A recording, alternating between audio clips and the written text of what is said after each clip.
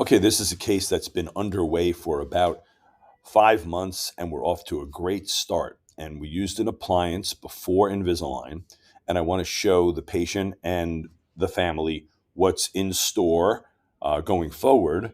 Also, what a great job you did. And I don't want to use your name, but you know who you are. And I also want to show the world an appliance that I've only recently started using quite often. I've used it for a while, off and on. So the patient starts here with a very high canine, and there is almost enough room to bring that tooth down, and you could have used braces to start. But I love Invisalign whenever I can, and I want to bring this case within what Invisalign can do. By the way, Invisalign might even be able to bring this tooth down, but I find it not fluid enough for a tooth this out of place. But regardless, we put an appliance called the distalizer in, motion appliance, Carriere motion appliance. Picture a metal rod that is bonded from this molar, the upper right first molar, to the canine. It's inert. The rod won't do anything, but the rod has hooks on it, and the patient wears, from a hook we place on this lower tooth here, a rubber band that goes from here to here. And what happens is the rubber band transmits a force that pushes this tooth down and back. And as that happens, the force is transmitted to the molar and it pushes the molar back. But the point of this appliance is not mainly to bring this canine down, although I did frame it that way. The big benefit of it is this patient has a class 2 molar, which means if we just lined up all the teeth, we're going to end up with an overbite. And you can see that overbite here.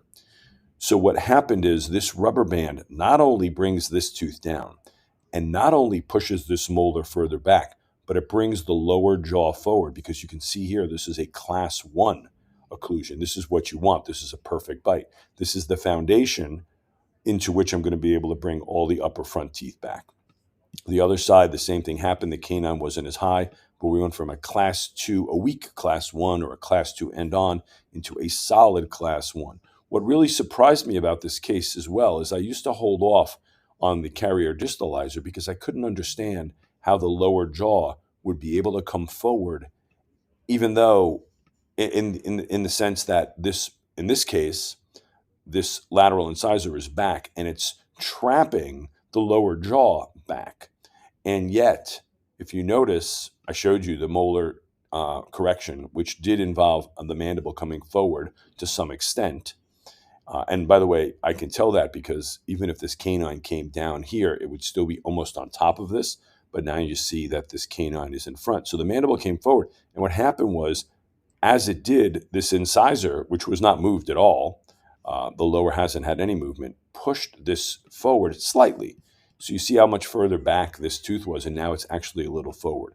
And now I'm well within what Invisalign can do going forward. And so from here, we basically are going to take a series of aligners. I devise a certain sequence. I still have to work on it a little bit, but I was anxious to show the parents and the patient what's going to happen and how beautiful the teeth are going to look at the end of the treatment. So it's a Carriere motion appliance followed by Invisalign.